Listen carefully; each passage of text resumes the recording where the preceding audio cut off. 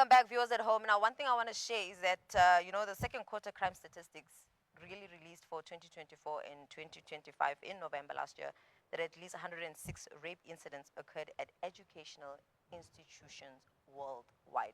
And I'm so delighted to introduce my guest tonight, who's going to help us discuss the legal requirements and processes involved in teacher registration so that we can examine the measures in place to ensure that those entrusted with the education and safety of our children are vetted and, most importantly, with that being said, qualified. I am joined by Laurie James, who is the founder of Cwecwe. Laurie James, thank you so much for joining us tonight. Thank you so much for inviting me. Now, I know we're having a very sensitive conversation, and I think just to start my topic today, or rather our conversation, is I would like for you to just give us an overview of the legislation that governs teacher registration in South Africa. I'll certainly do that, but I would like to start with one comment on your intro. We're talking about the number of reported cases. Reporting a case to the South African Police Service today is so traumatic that many children do not report these cases. Additionally, they are dealt with in the schools because the schools don't want their reputations tarnished, and as such, the children are not encouraged to report these cases. So that's problem number one. You've got highly underreported stats. But let's go back to the legislation. So we do have a governing body for the education department. It's called SACE, or the South African Council for Educators. Now, they require a registration from all teachers and also all sports coaches. So anybody dealing with children should register with SACE. Now, that registration includes a lot of things. It includes having a criminal records check done. It includes having a check against the sex offenders register for a clearance certificate on the sex offenders. And it includes qualifications checks. So there's quite an intense legislated process. However, a lot of the time this process is not followed by the schools. So you have a lot of people teaching in the schools. Now, there are a number of reasons for that. Yeah. Firstly, a lot of these schools are rural, so they're not even aware of this legislation. The second thing is it's not enforced. In the private schools, usually it is enforced, and there are mechanisms for doing that, but there are also different types of clearances, and often there's a miscommunication between what clearance are accepted and what are not, and what status they hold. So there's a lot of misconceptions. The process is also very difficult, as we'll delve into a little bit later. You know, one thing I was reading, one of the articles that spoke about, a parent reporting that my child has been violated in the specific daycare. And it was one of the elements is that daycare itself was actually illegal. And another thing that I also want to address with the, constant, the teacher is expelled here because of this case, and then they move to another region or even province in that sense, and then they get to teach in those schools. I want to now understand, once I have attained the SACE certificate, is there no, because I know I'm someone who drives. With a license, every 5-10 years you need to go and renew, and with that you need to have your eye test, right? But then with SACE, is there the same process where you have to go in, and when you renew it, you resubmit your police clearance in that sense, or it's something that once you got it for the lifetime? No, you don't have it for life. Remember that any issued police clearance is only valid for 6 months. So there is at least a yearly requirement for re-registration, but there are also 2 types of registration.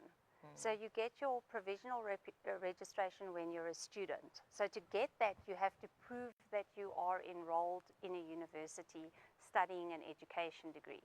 Because remember, those people are also exposed to the systems because they have to go and do their practicals. So they have to attain that at SACE before they're supposed to go into the schools to do their practical.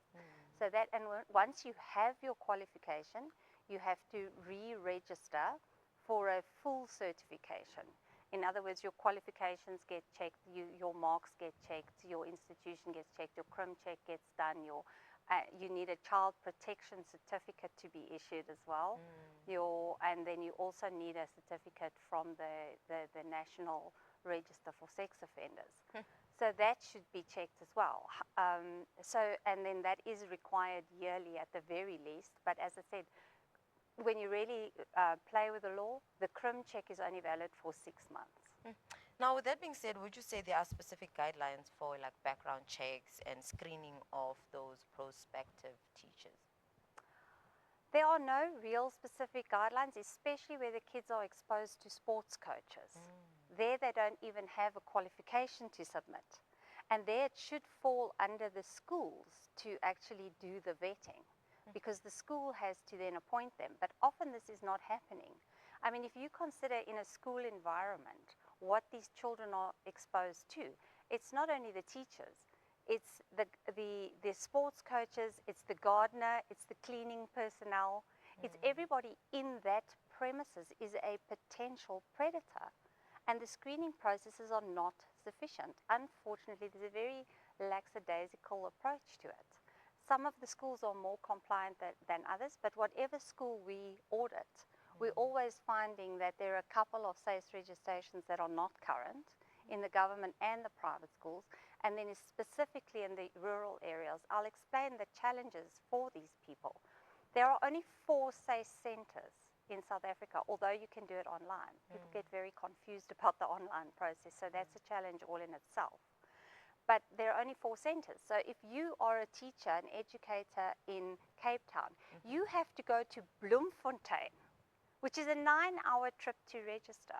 And then the SACE office will close if there's no power or if there's no water. Now, you don't have money to stay overnight. How do you get back to Cape Town? So there's a lot of bottlenecks, not even talking about the corruption issues and things that allegedly exist. So there are a lot of challenges for these people to actually get the registration through. So the bottleneck is not in our legislation. It's in the implementation of the legislation, which is a critical problem throughout South Africa. We have very good legislation. We have shocking implementation. Just on that note, as you highlighted the fact that the issue is not on the legislation itself, it's on the execution as well as the implementation. For viewers who are watching now, what would you say in regards to the legislation in question needs to be addressed in the execution of it? Because you find that people can argue to say, legally this is the conversation, but currently it's not what we're seeing in reality. But then how do we then bridge that gap? Well, this needs to be addressed by the education department. The first thing is they need to make their offices more accessible. The second issue is they need to be a little bit more user-friendly, because they're actually very unfriendly in these centers. They're not out to help the people. They have a shockingly bad attitude. So it's very, very difficult for the personnel. And then there's also confusion on the police clearances side. So it needs to be explained to them the difference between a SAPS 365 and a biometric clearance and a SAPS 69, because they're all fingerprint clearances, but they are not accepted for all purposes. So the biometric clearance is universally accepted because it's an AFIS switch clearance. The SAPS 69 is the document that you get for court, but that is not accepted. Some of them check only convicted cases, like the SAPS 69, that's only convicted cases. Others, the SAPS 365 is only convictions, but the SAPS 69 and the biometric clearance also check pending cases. And there's your other bottleneck, because what happens is you get the cases reported, it dies an instant death at the police force, because there's not too much going on there, as we all know, if you've experienced going and trying to report a case. And then you've got to get through the forensics. You've got to make sure that forensic lab is working, and then you've got to make sure that your NPA is working, and then you've got a prosecution, and 90% of cases are not successfully prosecuted. So that clearance isn't worth the paper it's written on.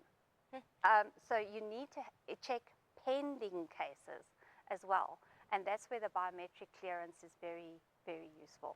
Now, Laurie, given your expertise in, forensic, and I think this deals with, being able to, profile a person and so forth, what, in terms of recommendations, you would, put out there in strengthening, the safety of children in South Africa?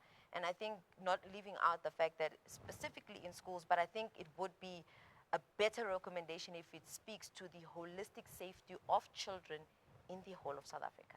Well, look, the one glaring area where there is no protection is a DNA database. As far as I'm concerned, when you register with SACE, or part of the registration process should be the submission of DNA. And that can be outsourced to private laboratories. You only need the profile, so you don't need to store that data, only the profile. And that would at least give you a reference database when you do draw a sample for an instant match in a case like this. The clearances need to be better policed. These things are not policed. SACE is not policing. The schools are not policing, and there needs to be far greater accountability at the schools. There need to be more stringent penalties for employing teachers that are not SACE registered. And the whole thing is the implementation side. It's got to be made easier to register. It's got to be cost effective. The centers have to be increased. And the actual clearances have to be policed, and they have to be done yearly. So you should have a notification system. The other big problem is the electronic system is constantly failing. It's either offline, or it's not working, or it's too slow, or it's crashed. So they need to seriously look at the technology that is running the system, so that it makes the online registration process easier, so that people don't have to travel these vast distances, given that there are only 4 centers. Yeah, true indeed. And just in closing of our conversation, is there any thoughts or statements you'd like to, contribute in light of our conversation tonight?